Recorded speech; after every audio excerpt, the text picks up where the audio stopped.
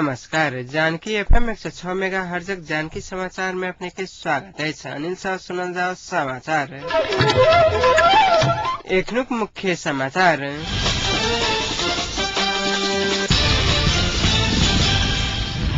संसद सब वैधानिक रूप में मधेशक समस्या समाधान नहीं भेल तब मधेशक जनता जान की आहुति देबाक लेल तैयार अछि। तमलोपाक अध्यक्ष ठाकुरक कहब।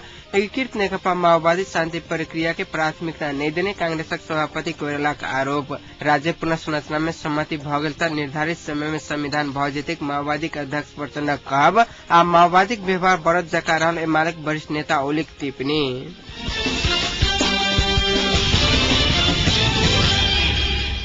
तराई मधेश लोकतांत्रिक पार्टी का केंद्रीय अध्यक्ष महंत ठाकुर कहलनि से सदन सब वैधानिक रूप में मधेशक समस्या समाधान नहीं भेल त मधेशक जनता जानक आहुति देबाक लेल तैयार अछि। सदन सब मधेशक समस्या समाधान भ गेल त सड़क संघर्ष में कोनो आवश्यकता नहीं रहल ठाकुर बतौलनि अछि। पार्टी युवा प्रशिक्षण कार्यक्रम के जनकपुर में आज संबोधित करैत कांग्रेस एमाले आ माओवादी सहितक दल मधेसी जनता के जबरदस्ती आंदोलन के लेल उकसा रहल ठाकुर के कहब छलनि।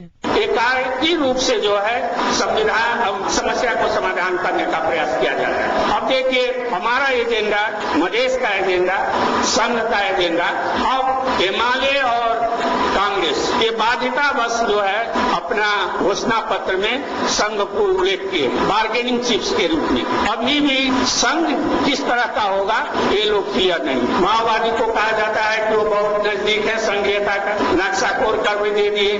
तो ये तो मधेश को 3 भाग में बांट दिए हैं, तो पूर्व, पश्चिम और बीच में जो चित्तौड़ पड़ता था वो गंडकी प्रदेश में। आन समय में तीनों पैघ दल बीच मतभेद रहला के बादो मधेशक हित के विरुद्ध तीनों दल एक भ जाइत अछि ठाकुर आरोप लगौलनि अछि। आम समझौता ने निर्णय हेतुक उल्लेख करैत मधेसी जनताक इच्छा अनुसार संविधानक निर्माण नहीं भेल त मधेसी जनता कोनो हालत में स्वीकार नहीं हेतुक ठाकुर बतौलनि। विधिवत के पहचान क कार्यान्वयन नहीं कर देर राष्ट्रीयताक परिभाषा मधेसी जनता स्वीकार नहीं छै ठाकुर चेतावनी देलनि अछि। तीनों पैघ दलक आज संसद जेठ 14 गते भीतर संविधान जारी हेबाक कोनो संभावना नहीं रहल अध्यक्ष ठाकुर दावा कयलनि। कार्यक्रम के संबोधित करते पार्टी के महामंत्री शर्मेंद्रनाथ शुक्ला कहलनि से एखनुक समय में हथियारक लड़ाई के स्थान पर वैचारिक लड़ाई के जरूरी है। हथियार से ज्यादा इच्छा शक्ति की जरूरत पड़ती है। रानी लक्ष्मीबाई ने ब्रिटिश ईस्ट इंडिया कंपनी के विरुद्ध में जो लड़ाई लड़ी थी मुट्ठी भर सैनिकों के साथ लड़ी थी। हथियार से ज्यादा इच्छा शक्ति वहां। इसी तरह हमें भी ये लड़ाई हथियार से ज्यादा इच्छा शक्ति से लड़ना होगा। हथियार से लड़ी लड़ाई आज के समय में अगर उसे अंतर्राष्ट्रीय मान्यता प्राप्त नहीं होती है तो वो उपलब्धि मिलते हुए भी उपलब्धिहीन हो जाती है। आगामी दिन में विचार के जीत होगा निश्चित ऐसे उल्लेख करते वैचारिक रूप में युवा सबके परिपक्व होगा ऊपर शुक्ला जोर दिलनि। एमाले माओवादी बीचक शाश्वत सहमति निषेधक राजनीति करक प्रयास कर रहल शुक्ला आरोप लगौलनि। तमलोपा केंद्रीय सदस्य डॉक्टर विजय कुमार सिंह नेत्री रेखा झा सहितक नेता सब अपन अपन मंतव्य रखने छलथि। कार्यक्रम तमलोपा मधेश युवा फ्रंटक केंद्रीय अध्यक्ष कृष्णा सिंह के अध्यक्षता में संपन्न भेल अछि।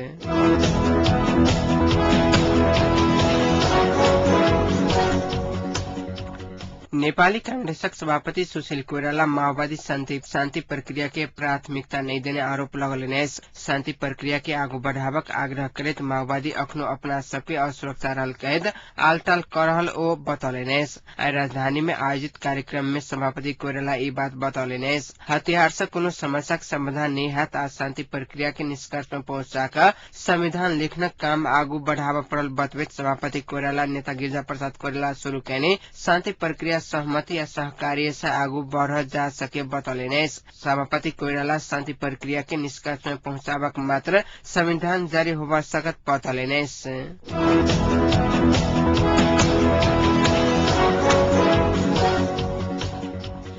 एकीकृत नेकपा माओवादी के अध्यक्ष प्रचंड कहलनि से राज्य पुनर्संरचना के विषय में सहमति भ गेल त निर्धारित समय में संविधान निर्माण भ जेतैक। कीर्तिपुर में आई एकटा कार्यक्रम के संबोधित करैत आगामी जेठ 14 गते भीतर संविधान जारी हेबाक प्रबल संभावना रहल प्रचंड बतौलनि। सनद समाजर मोडालिटी में सहमति नहीं भ सकला के कारणे शांति प्रक्रिया आगू नहीं बढ़ सकल हुनकर टिप्पणी छलनि। राज्य पुनर्संरचना के विषय में दल सब बीच पैघ विवाद रहल अछि।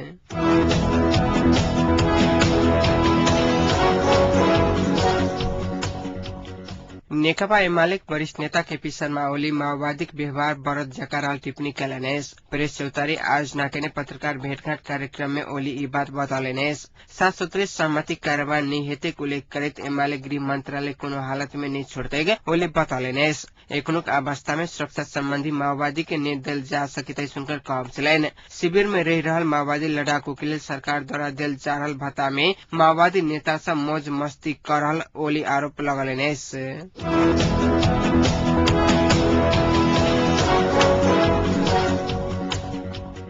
प्रधानमंत्री झलनाथ खनाल नेपाल में आर्थिक क्रांति के लिए पर्यटन विकास में बैंकिंग सबसे महत्वपूर्ण भेल बतौलेनेस नेकपा एमाले पर्यटन इलाका कमेटी के आयोजना में भेल त्रिशूली जल यात्रा महोत्सव के आय नेपाल स्काउट परिषद लैंड चौरस शुरू करित राष्ट्रीय पर्यटन परिषद का अध्यक्ष से ओरल प्रधानमंत्री खनाल ये बात बतौलेनेस।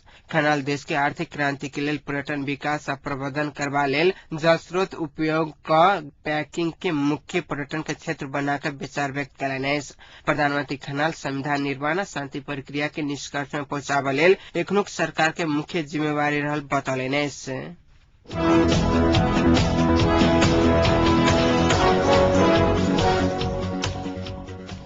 जनकपुर कटैयाचोरी स्थित आनंद नगर में गुठी के जमीन में बनावल गल घर पुलिस आय तोड़फोड़ का हटौलक ऐस मूली चौक से दक्षिण वार्ड नंबर 4 में गुठी के जमीन अतिक्रमण का बनावल गल करीब 15-16 टा घर पुलिस आय तोड़फोड़ का हटौने जिला प्रहरी कार्यालय धनुषा जनौलक ऐस।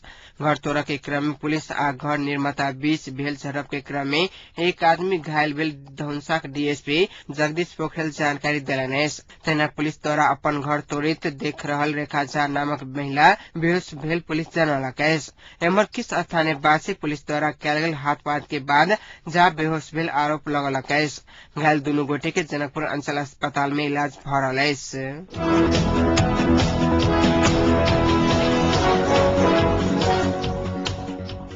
मातृका यादव नेतृत्वक नेकपा माओवादी 3टा कार्यकर्ता जादर कोर्सा हथियार सहित गिरफ्तार भेल ऐस। सीमा गाम नामक बालूबाज बाजार से एकटा पिस्तौल आ 5 राउंड गोली सहित पुलिस आय 3 गोटे के गिरफ्तार कैलक ऐस।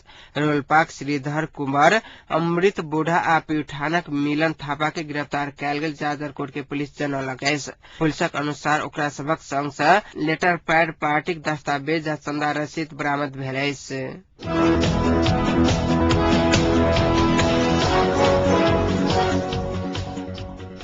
सिरहा के 2टा सामुदायिक भवन में भीषण आग लगी भेला से करोड़ों के क्षति भेल ऐस। सिरहा के ढोढना गाविस में रहल 2टा सामुदायिक भवन में काल्हि से आग लागल आग अखन धरि नियंत्रण में आवा नहीं सकल ऐस। राजदेवी चूरे सामुदायिक भवन आ मूर्तनी सामुदायिक भवन में लागल आग से वन के 100 हेक्टेयर से बेसी जंगल जड़ कर नष्ट भेल ऐस। वन उपभोक्ता समिति काल्हि भोरे से आग मिझाबा के लेल प्रयास केला के बादो आग नियंत्रण में आवा नहीं सकल ऐस। जंगल में फैलल आग से जड़ी बूटी तथा 100 जंगली जानवर के जड़ कर नष्ट मृत्यु भेल ऐस।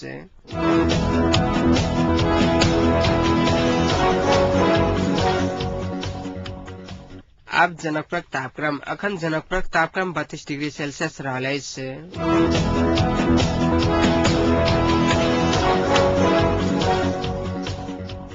समाचार अंत में पुनः एक बार मुख्य समाचार।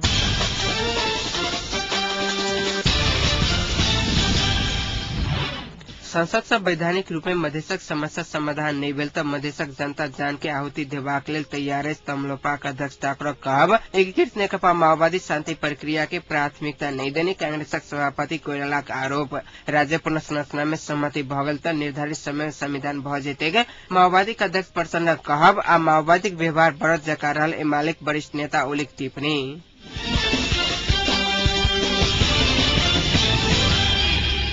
एखनुक जानकी समाचार एते संपन्न होते पुनः 7:30 बजे साझा समाचार लक उपस्थित है। नमस्कार।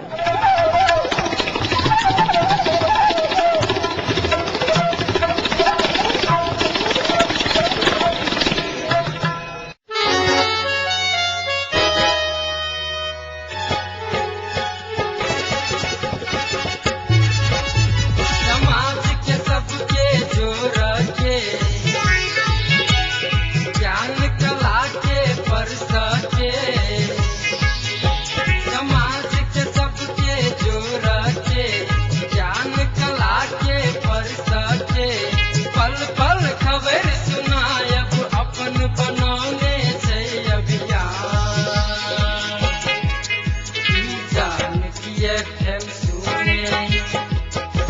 बच्चा बुर्जुआ जानकी FM सुने बच्चा बुर्जुआ जानकी FM सुने बच्चा बुर्जुआ मिथिलांचल गर्व जानकी FM 106 मेगाहर्ट्ज